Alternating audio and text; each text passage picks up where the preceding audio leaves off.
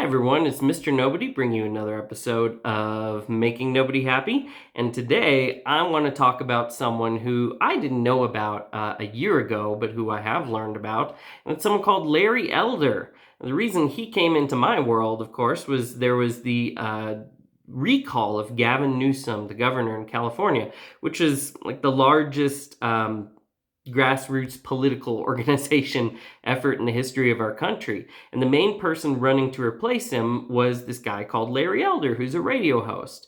And one thing that surprised me about it was I was informed that Larry Elder was the new face of white supremacy. Which was an interesting argument against his political candidacy, especially considering that he's black. So I went and I listened to him a little bit, and I listened to him tell his personal story of who he was and where he came from, and especially the story of him and his dad. And if you do get a chance, even if you don't want to listen to him and his particular political opinions, and I don't agree with everything Larry Elder has to say. He's got some slightly different loyalties than I have. Maybe I'm a little more of a moderate in some way than he is, but a very smart, very intelligent, very erudite man with a great style of speech and storytelling. And if you at least want to listen to one story of his, listen to his story about his father. It's actually a very moving story about how he was estranged from his father and how he repaired his relationship after these years and years of resentment, to the point where his father became someone deeply important to him and a major inspiration for his own life. It is a really great story, and you can listen to many different versions of it online. He also wrote a book about it, so I very much recommend that. But I was, as I said, surprised on seeing him be labeled the new face of white supremacy. So I just want to share some of what my reactions are now that I've looked at him, now that I've listened to him, now that I've seen and heard the accusations against him, and I can hear what people are saying to him and why he's pushing back so hard against it.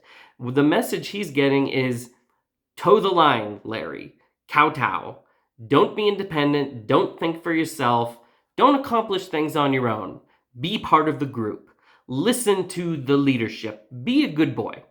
That's what they're telling him he needs to do to avoid being a race traitor, a house Negro, and so many other things that he has been called openly in public as well as in private, even in broad print.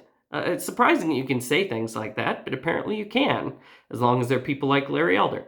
But he seems determined not to listen to any of that. He's probably even a little petulant and defiant and has a bit of an attitude about it. But who wouldn't be?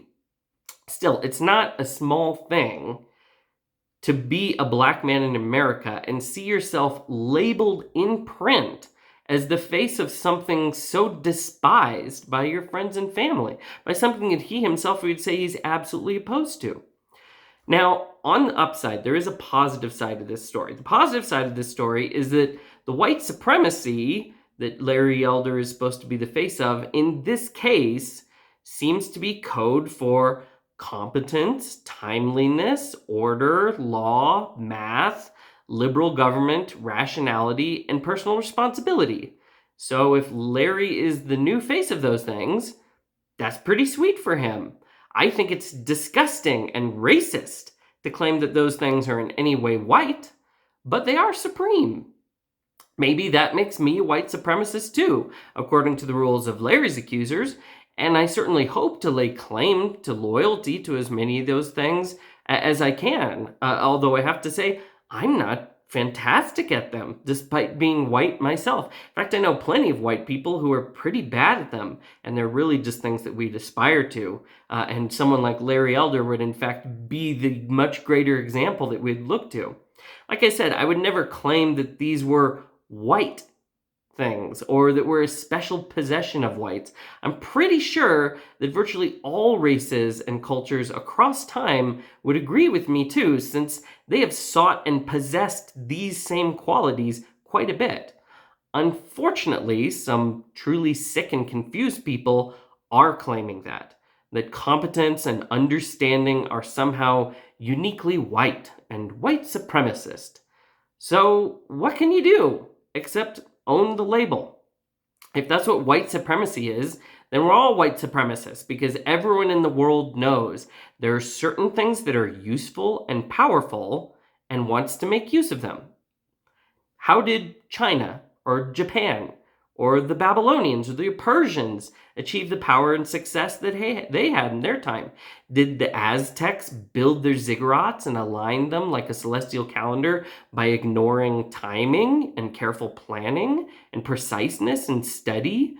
Were Stonehenge and the Great Wall built by ignorance and impulse? Did the Spanish acquire the rudder and compass by ignoring the value of universally useful things to be learned and acquired from other cultures? Just so you know, in case you didn't, those came from the Far East. They were adopted because they were immediately seen for how useful they were. Did the Arabs shun Plato for being Greek? Did Newton shun Archimedes for siding with the Carthaginians? Has anyone studied the kingdoms of Ethiopia or the wisdom teachings of the Yoruba? They're built on the exact same universal values that we're being told underlie white supremacy. Civilization is a collective story that we've all participated in, that we've created through our sharing, through our learning. It's not some white project. It couldn't have come to be what it is if it weren't for the willingness of people all over the world to listen and to share and to recognize the practical use and wisdom of certain ideas, regardless of where they originated from. Even things like currency. Along comes good old King Midas, some tiny little kingdom somewhere in the middle of, near to modern Greece and Turkey. And now it's what? It's all over the world because that particular group was so dominant, or because everyone said that was a good idea.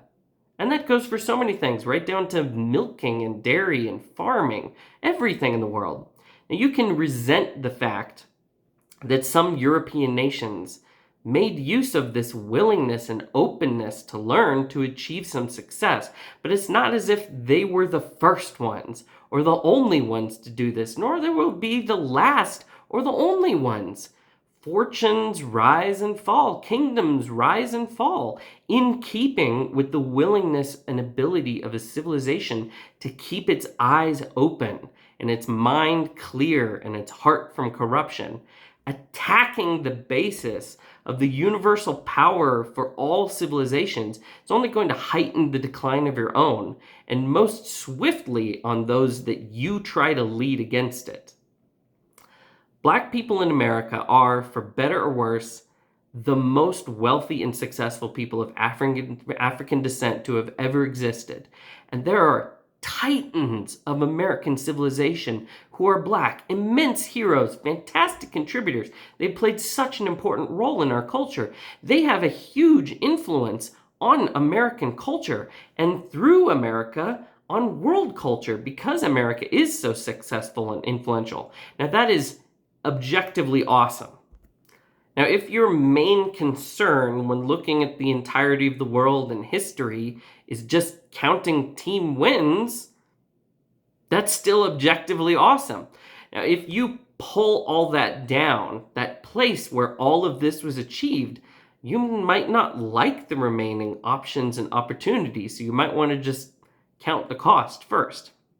Now, as bad as white civilization has been to everybody, it's also afforded an enormous variety of people the most opportunities for wealth, success, and freedom that have ever existed.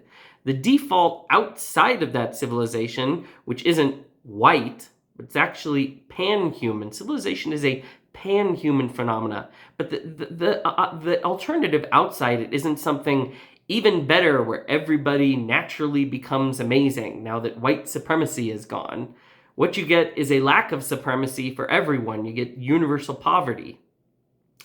Or, more likely, because people would never leave such useful tools on the table, if white people convince themselves to abandon the tenets of white supremacy, some other civilization that isn't white will simply pick them up and use them for themselves and dominate the world. Good math kicks ass. Archimedes proved that thousands of years ago with his compound pulley demonstration. Close and careful reasoning and study and planning and education and conscientiousness and dedication and self-control give you power by their nature. That is not a white truth. That is the message of every culture ever, except for the stupid one that we're indulging right now in Western democracies today. And those academics and professionals who are clearly using them to achieve their own success are preaching against them to their own people. What kind of a scam is that? What sort of traitors are these? Those race prophets are the real traitors, not Larry Elder. A true friend is honest with you and tells you the same truths that they live by. So Larry Elder isn't hypocritical. He tells you the truths he lives by, the things he believes are true for him, the laws that he feels forced to live by the very nature of the world. He tells you the things that have made him successful and says you could share in these things. You can call them white supremacy. You can call them whatever you want, but they'll help you because they would help anyone because they're not white. It's just this basic ideas of virtue and morality that everyone everywhere has been largely agreed on for all of time. Now, just as a postscript, I gotta say, now that I think about it, I remember as a kid reading the wisdom from the Old Testament and the Greek myths and the Norse myths, and I have books at home covering Arabic, Roman, Chinese, Yoruba, Nahuatl, French, German, Egyptian, Danish, Persian, Indian, Irish, and Hungarian stories. And they are all chock full of values and wisdom. And of course, before every single one of those stories, they all say, and this applies to and belongs only to us. That's what every single one of them says. The advice of Solomon that whoever is slow to anger has great understanding, but he who has a hasty temper exalts folly, was of course just for the Jews. That's just a feature of Jewish supremacy. That's why everybody else ignored it and never said anything similar or repeated those words. That's why Marcus Aurelius was at such pains to explain that his advice and the reflections only applied to white people and only belonged to Romans. It's why Lao Tzu said, an ant on the move does more than a dozing ox, but only if you're Chinese. It's why calculus only works for people who are descended from Isaac Newton. Maybe these illustrations make my point. Truth doesn't belong to anyone. Moral truths don't belong to anyone. We all can find them. We can all discover them. You can find the articulation of them across so many different cultures. And if you put in the effort, you'll find out there's an enormous amount of unity and agreement among them.